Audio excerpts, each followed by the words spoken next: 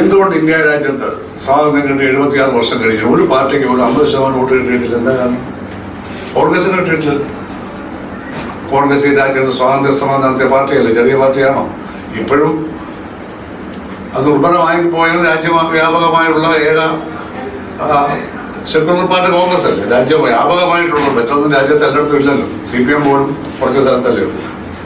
ഇവിടെ എന്ത് രാഷ്ട്രീയമാണ്? ഞാൻ കക്ഷി രാഷ്ട്രീയം എന്ത് രാഷ്ട്രീയമുള്ള ഇവിടെ കേരളത്തിൽ എന്ത് രാഷ്ട്രീയമായി? എന്ത് വ്യത്യാസം? പാർട്ടികൾ തമ്മിലുള്ള വ്യത്യാസം എന്താണ്? ചിഹ്നമാണ് വ്യത്യാസം, കൊടിയാണ് വ്യത്യാസം, അല്ല പ്രവർത്തനം ഒരു വ്യത്യാസവും ഇല്ല. അത് വോട്ട് ചെയ്യുന്നത് മാത്രം. വോട്ട് ചെയ്ത് കഴിഞ്ഞാൽ എന്താ സംഭവിക്കാൻ പോണെന്ന് ആർക്കും പറയാൻ പറ്റത്തില്ല. ഇതല്ലേ, അതാണോ ഉണ്ടാവേണ്ടിയിരുന്നത്? കുറെ അധികാരികൾ പറയുകയാണ് നമ്മൾ നവകേരളം കെട്ടിപ്പടുത്തുകൊണ്ടിരിക്കുക. അത് കണ്ടതൊന്ന് നവകേരളം ഇന്ന് രാവിലെ തുടങ്ങിയത്. ഇന്ന് രാവിലെ കൃത്യം 5 മണിയായപ്പോൾ നവകേരളം ഉണ്ടായി. ഈ ചരിത്രത്തെ മറക്കുന്ന മനുഷ്യരെ നവകേരളം 1956 നവംബർ 1 ഉണ്ടായത്. അന്നാ കേരളപ്പിറവി ഉണ്ടായത്. 61 പറ്റിയ മലബാറാണ്. നവകേരളം ഒന്നേ ഉള്ളൂ 1956 നവംബർ 1. ആ നവകേരളം ഇപ്പോ 54 ശേഷം വർഷം എത്രയായി? 44, 20, 66 അല്ലേ? 70 വർഷം ആയപ്പോഴും നവകേരളമാണ്. അങ്ങനെ 70 വയസ്സായ ഒരാളെ എടാ കുഞ്ഞെന്ന് വിളിക്കാൻ പറ്റുമോ? ഇതൊക്കെ വിവരക്കേടാണ്. ഞാൻ വന്നതിന് ശേഷമാണ് എല്ലാം ഉണ്ടായത്. ഇതൊക്കെ അല്പന്മാരായ രാഷ്ട്രതന്ത്രജ്ഞതയില്ലാത്ത, സ്റ്റേറ്റ്സ്മാൻഷിപ്പ് അല്പം പോലും ഇല്ലാത്ത സാധാരണ രാഷ്ട്രീയക്കാർ ഉന്നത സ്ഥലങ്ങളിൽ വരുമ്പോൾ വെച്ച് വിളമ്പി വെക്കുന്നതാണ്. അതുകൊണ്ട് എന്ത് പറ്റി? ബുദ്ധിജീവികൾക്കൊന്നും രാഷ്ട്രീയത്തോട് യാതൊരു താല്പര്യമില്ല. അല്ല, അവരുടെ ഭൗതിക തലത്തിലേക്കൊന്നും കിട്ടുന്നില്ല. കലാകാരന്മാർ മിക്കവാറും രാഷ്ട്രീയത്തിൽ നിന്ന് അകന്നു നിൽക്കുകയാണ്. ബംഗാളിലെ ഇടതുപക്ഷ പ്രസ്ഥാനത്തെ വളർത്തിയത് ആരാ? അവിടുത്തെ എഴുത്തുകാരാണ്. തൊഴിലാളി പ്രസ്ഥാനവും എഴുതും പ്രവർത്തകരും ഒന്നും മറന്നുകൊണ്ടല്ല, അവർ മാത്രം പ്രവർത്തിച്ചാൽ പ്രസ്ഥാനം വരുത്തില്ല. ഇത് മാർക്സ് തന്നെ പറഞ്ഞിട്ടുണ്ട്. കലയും സാഹിത്യവും ഇതിന് അകമ്പടി സേവിക്കണം. ഒരു സമൂഹത്തിന്റെ അടിത്തറ എന്ന് പറയുന്നത് സാമ്പത്തികമാണ്. അതിന്റെ അടിസ്ഥാനത്തിലാണ് അവിടെ വർഗങ്ങളും കാര്യങ്ങളും. പക്ഷെ ആ അടിത്തറയിൽ ഒരു മേൽക്കൂരയുണ്ട്. അതാണ് കല, സാഹിത്യം, രാഷ്ട്രീയം എന്നൊക്കെ പറയുന്നത്. അതിന്റെ സർഗാത്മകതയും സമ്പന്നതയുമാണ് ആ നാടിനെ നല്ലതാക്കുന്നത്. അപ്പൊ കലാകാരന്മാർക്ക് വലിയ റോളുണ്ട്. ബംഗാളിലെ പ്രശസ്തരായിട്ടുള്ള എഴുത്തുകാരെ, നോവലിസ്റ്റുകളെ, കവികളെ, സിനിമാ താരങ്ങളും സിനിമാ നിർമ്മാതാക്കളും 90% ഇടതുപക്ഷക്കാരെ. അറിയപ്പെടുന്ന ഇടതുപക്ഷ അഭിമാനിച്ചതെന്നും ആ കാര്യത്തിൽ നമ്മളതൊക്കെ ഏറ്റു പറയുമായിരുന്നു. മലയാളത്തിലുള്ള നമ്മളെല്ലാവരും ബംഗാളിനെ പറ്റി ആദ്യം പറയുന്നത്, കേരളത്തെ പറ്റി രണ്ടാമതാ പറയുന്നത്.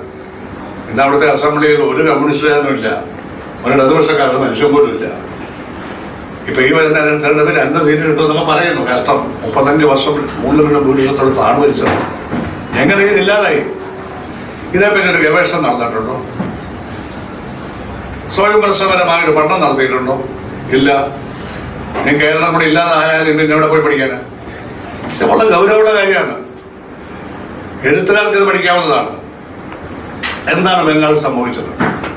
ഞാൻ SFIയുടെ സംസ്ഥാന ജനറൽ സെക്രട്ടറി ആയിരുന്നു. അഖിലേന്ത്യാ കമ്മിറ്റിയുടെ വൈസ് പ്രസിഡന്റ് കൂടിയായിരുന്നു.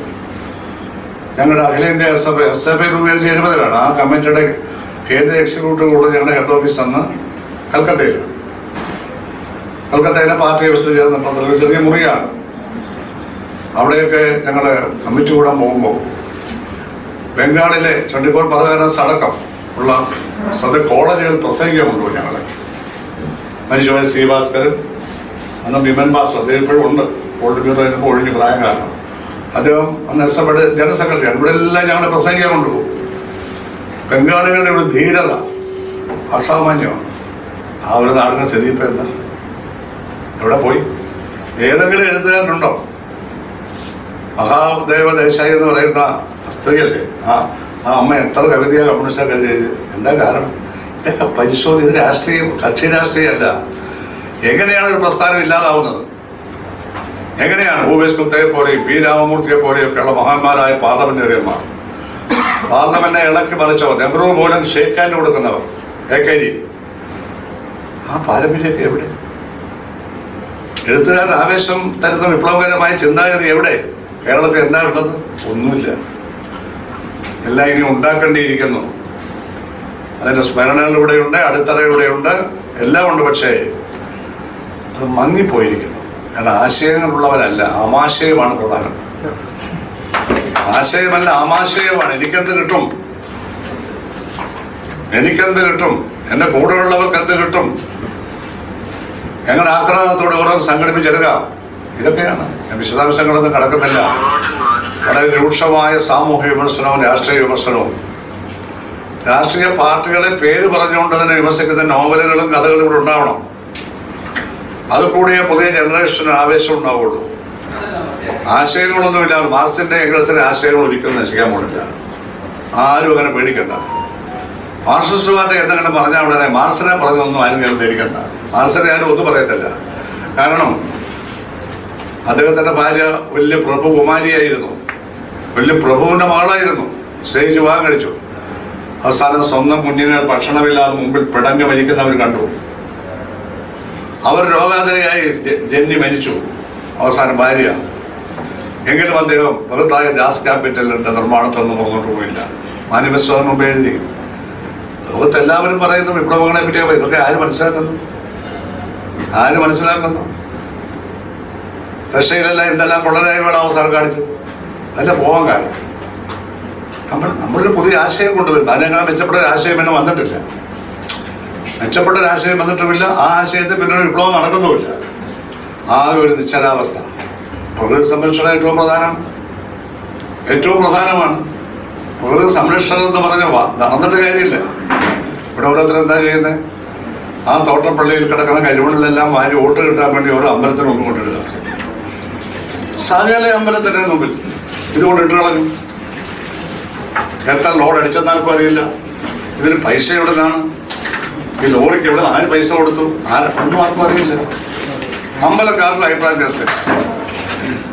അപ്പോൾ കളറുള്ള ഒരു അമ്പലക്കാരൻ അത് മറിച്ചങ്ങ് ആ മണൽ മറിച്ച് ആർക്കോ കൊടുത്തു.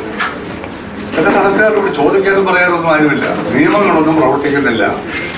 നിയമങ്ങൾ ഇഷ്ടം പോലെ ഉണ്ട്. പക്ഷെ ഏത് നിയമം പ്രവർത്തിക്കുന്നു? ഇല്ല, പ്രവർത്തിക്കുന്നില്ല. പറഞ്ഞത് നിയമങ്ങൾ പ്രവർത്തിക്കുന്നതേ ഇല്ല. റോഡ് കയറാൻ നിയമം പ്രവർത്തിക്കുന്നുണ്ടോ? ഇഷ്ടമുള്ളിടത്തോടെ വണ്ടി ഓടിക്കുകയാണ്. അറിയത്തില്ല എവിടെ നിന്നാണ് വരുന്നത്. എന്തെങ്കിലും നിയമമുണ്ടോ? ട്രാഫിക് പോലീസിനെ ഹൈവേയിലൊന്ന് കാണിച്ചു തരാമോ?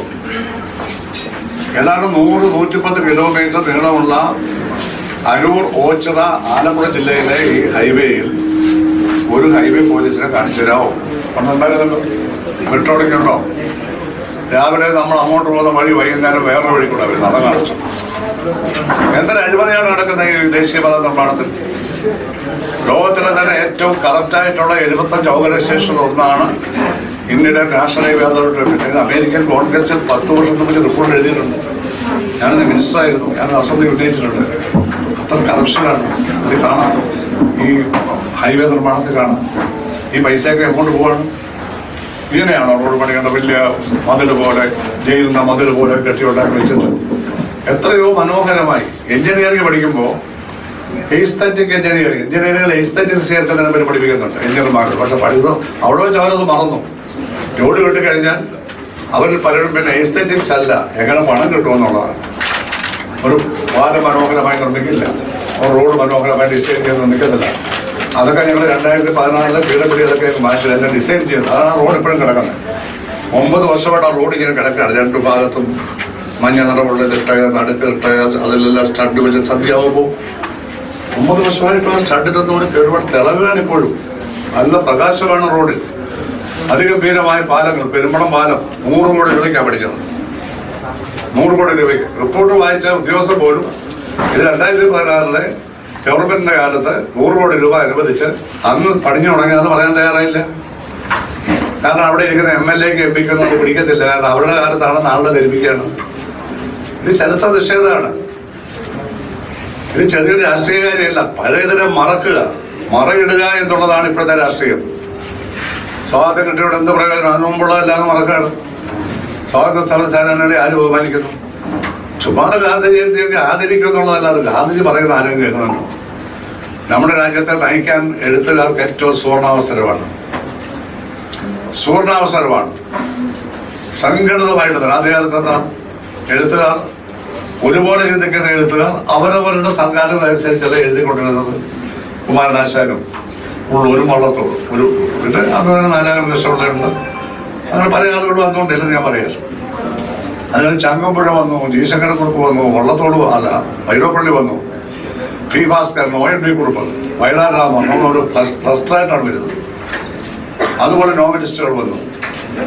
അവരെല്ലാം വ്യത്യസ്ത തരത്തിലുള്ള കവിതകളും നോവലുകളും കഥകളും എഴുതിയെങ്കിലും അവിടെയെല്ലാം സംഭാവനയുടെ ഉള്ളടക്കം ഈ കേരളത്തെ മുന്നോട്ട് കൊണ്ടുപോകാനുണ്ട്. അന്ന് കോളേജുകളൊക്കെ ചർച്ച ചെയ്യാണ് ഈ കവിതകളെ പറ്റി, പുസ്തകങ്ങളെ പറ്റിയൊക്കെ. ഇതിപ്പോൾ ഏത് കോളേജിൽ ആര് ചർച്ച ചെയ്യുന്നു, ആര് വായിക്കുന്നു? അപ്പോൾ ഒരുപാട് കാര്യം സംസാരിക്കാൻ ഇടയുണ്ടെങ്കിലും കൂടുതൽ സംസാരിക്കുന്നത് ഉചിതമല്ല. കാരണം ഡോക്യുമെന്ററി പോലെ തന്നെ ഇതും ഹ്രസ്വമായി എൻ്റെ ഇപ്പോൾ ചെറിയ സിനിമ പോലെ ആയെന്ന സംശയം.